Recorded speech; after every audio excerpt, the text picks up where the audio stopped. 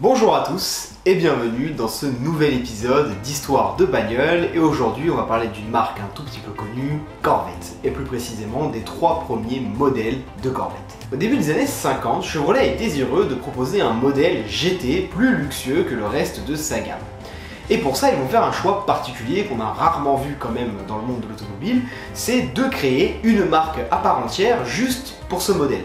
En réalité, cette marque fait partie de la marque Chevrolet, mais elle est séparée du reste de la gamme pour bien distinguer le modèle vraiment luxueux, le modèle vraiment haut de gamme du reste de la gamme. Mais il faudra attendre 3 ans, donc 1953, pour que la première Corvette sorte d'usine, et il s'agira de la Corvette C1.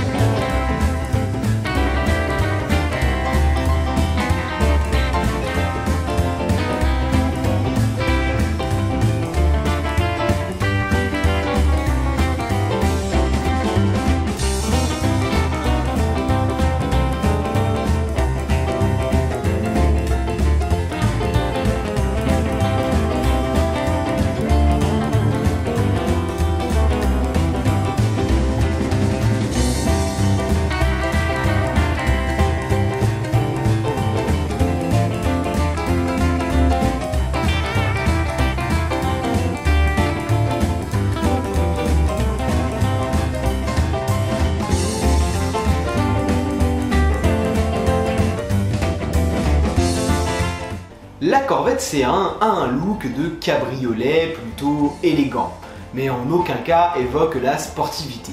En 1953, toutes les Corvettes seront équipées du 6 cylindres 3,9 litres développant 160 chevaux. Elle sera alors beaucoup critiquée pour ses performances inférieures à la concurrence. Mais dès 1955, un V8 de 4,3 litres développant 195 chevaux sera proposé. En 1956, la Corvette se rajeunit avec une nouvelle carrosserie. Pourquoi pas? C'est également cette année-là que le 6 cylindres va être définitivement abandonné et que seul le V8 restera proposé.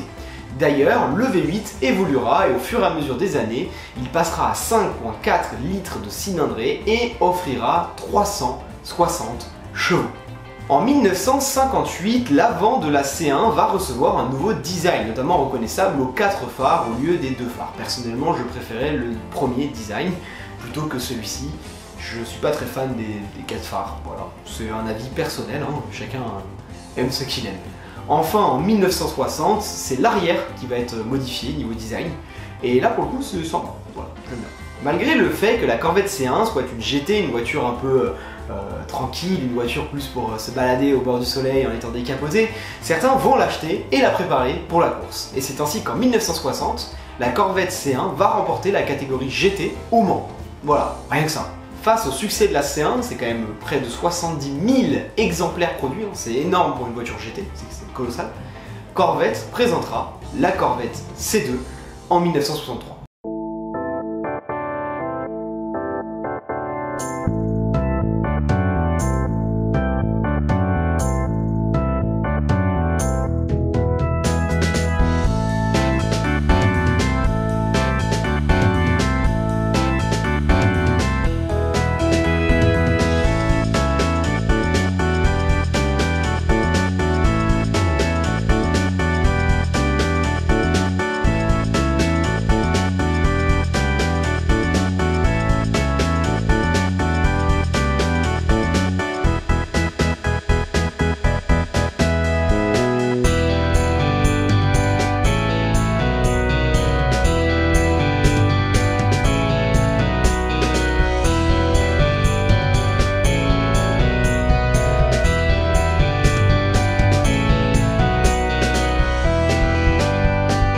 La C2 est d'abord proposée avec des V8 développant entre 250 et 300 chevaux en fonction de la version que vous choisissez. Mais en 1964, une motorisation de 375 chevaux sera proposée. Puis en 1965, un V8 de 6,5 litres développant 425 chevaux. C'est pas assez pour vous? Très bien, en 1966 et en 1967, une version spéciale limitée à 20 exemplaires recevra le V8 de 7 litres développant 435 chevaux. Mais la grosse nouveauté avec la C2, c'est qu'elle est également disponible en coupé. Et ouais. Et en plus de ça, elle va porter un nom qu'à mon avis vous connaissez très bien, celui de Stingray. Et ce nom, il lui vient de son magnifique arrière avec la lunette vitrée. Voilà, c'est sublime. Pour le coup, c'est très beau. La C2 battra tous les records de vente avec 117 964 exemplaires vendus. La C2, c'est également la première Corvette qui va arborer un badge très connu chez Corvette, le badge ZO6, qui correspondait à l'époque, pas du tout à ce qu'on connaît aujourd'hui, mais bien à un kit préparation piste pour les clients désireux de faire de la course. Enfin, face à la montée des Cobra en compétition, Corvette engagera 6 exemplaires en compétition qui seront nommés Grand Sport. Et ouais, celui-là aussi on le connaît, hein. Ces 6 Grand Sport, le Grand Sport il avait déjà été utilisé sur la scène. Leur V8 développera alors 558 chevaux. Malheureusement, la C2 aura moins de succès que la C1 en compétition. Tout simplement parce que entre temps, il y a un petit monsieur qui s'appelle Shelby qui est arrivé et que ces Cobra elles sont très performantes. Et donc il faut les voir. En 1968, Corvette présente la C3 Stingray.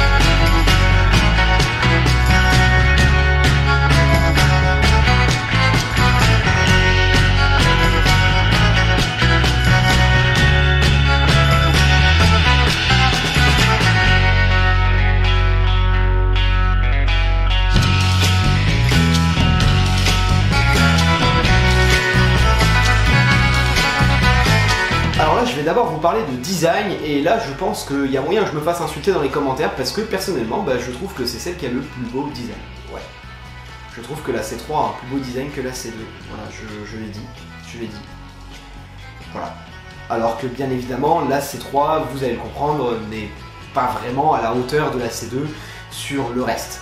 Mais moi je trouve que niveau design, notamment au niveau de l'avant, je préfère largement l'avant de la C3 que l'avant de la C2. Par contre, ce qui me plaît aussi, c'est qu'on garde l'aspect Stingray sur la C3. Et ça, c'est cool. Le V8 de 5,3 litres développera entre 160 et 370 chevaux selon la version. Quant au V8 de 7 litres, lui, il développera entre 390 et 435 chevaux.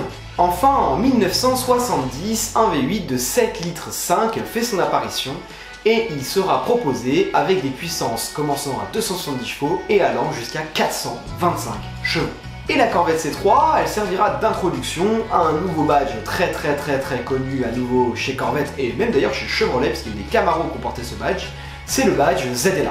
Le badge ZL1, il va correspondre, comme aujourd'hui, à une version très sportive dédiée à la route, et ici, qui sera limité à seulement 3 exemplaires. On sait très bien que par la suite, le badge ZL1 sera beaucoup plus d'exemplaires, mais là, c'est limité à 3 exemplaires, et notamment équipé d'un V8 de 7,5 litres développant tout simplement 585 chevaux. Bon. Malheureusement, l'apparition des carburants sans plomb et des convertisseurs catalytiques vont causer une diminution drastique de la puissance des moteurs. Ainsi, à partir de 1972 jusqu'en 1975, la puissance va être en chute libre totale et elles vont finir par plafonner à 165 chevaux pour le petit moteur et 205 chevaux pour le gros moteur. Donc là, c'est catastrophique pour Corvette, ça va complètement entacher l'image de la Corvette C3, sa puissance a divisé par 2. Certains vont considérer que bon, bah, voilà, ça vaut plus le coup, c'est une voiture, voilà, c'est plus une Corvette quoi. En 1980, avec les nouvelles technologies, Chevrolet va réussir à améliorer un peu ça et va réussir à monter la puissance à 230 chevaux. Ils vont garder un seul moteur d'ailleurs, parce que bon, le petit moteur ne sert plus à rien. Donc 230 chevaux, mais 230 chevaux c'est toujours pas énorme. C'est ça le problème. Donc ça va complètement entacher la carrière de la C3, qui va être considérée comme une des pires Corvettes. Surtout en fait ça va être, je pense pour moi, le début du déclin des Corvettes. Parce que du coup les Corvettes C3 vont enclencher un espèce de déclin. Les C4 n'étaient pas très réussis. Aujourd'hui encore, hein, ça se voit, on trouve vraiment pas cher sur le marché, c'est pas très joli, enfin voilà. on a une baisse de qualité, le design est beaucoup moins épique, beaucoup moins connu, etc. Et puis après on a la Corvette C5, qui n'était pas non plus incroyable, hein, on n'était pas non plus sur quelque chose de fou. Il faudra attendre la Corvette C6 pour que Corvette se réveille et qu'à nouveau il y ait toute une hype autour de Corvette. Voilà. Mais donc là je ne vais pas parler des modèles suivants parce que c'est des modèles plus récents, des modèles plus classiques entre guillemets, qu'on a l'habitude de voir, qu'on a l'habitude d'entendre parler, et puis il n'y a pas forcément non plus des choses monumentales à raconter dessus. Mais je trouvais que c'était intéressant de parler de l'histoire de Corvette et comment Corvette est arrivée et comment Corvette a marqué les esprits et est devenue une voiture très populaire. Donc niveau prix, les Corvette C1 se vendent entre 70 et 200 000 euros. Ouais, ça fait une sacrée marge. En fait, ça va dépendre de la version de laquelle on est en train de parler, hein, de la motorisation déjà, parce que bon, si c'est le V8 ou si c'est le 6 cylindres, c'est pas la même chose. Si c'est deuxième génération, première génération, c'est pas pareil. Il y a beaucoup de choses qui jouent dans ces prix-là. Donc voilà. Par contre, pour les Corvette C1 de course, c'est un peu plus restreint, c'est entre 100 et 150 000 euros. Donc là, ça va dépendre du palmarès, de l'état général de la voiture, etc. Alors peut-être que ça va vous paraître pas cher, entre 100 et 150 000 pour une Corvette C1 de course. En fait, il faut voir que même si elles ont gagné des courses, c'était dans des catégories mineures. Ça n'a jamais été... ça n'a jamais été une grosse sportive, la C1, elle n'a jamais couru dans des grosses catégories, elle n'a jamais régné en maître sur une catégorie, hein. Si elle a gagné, c'était voilà, une année comme ça, et puis c'est tout. Donc on ne parle pas non plus d'une voiture qui a marqué la compétition d'une manière incroyable.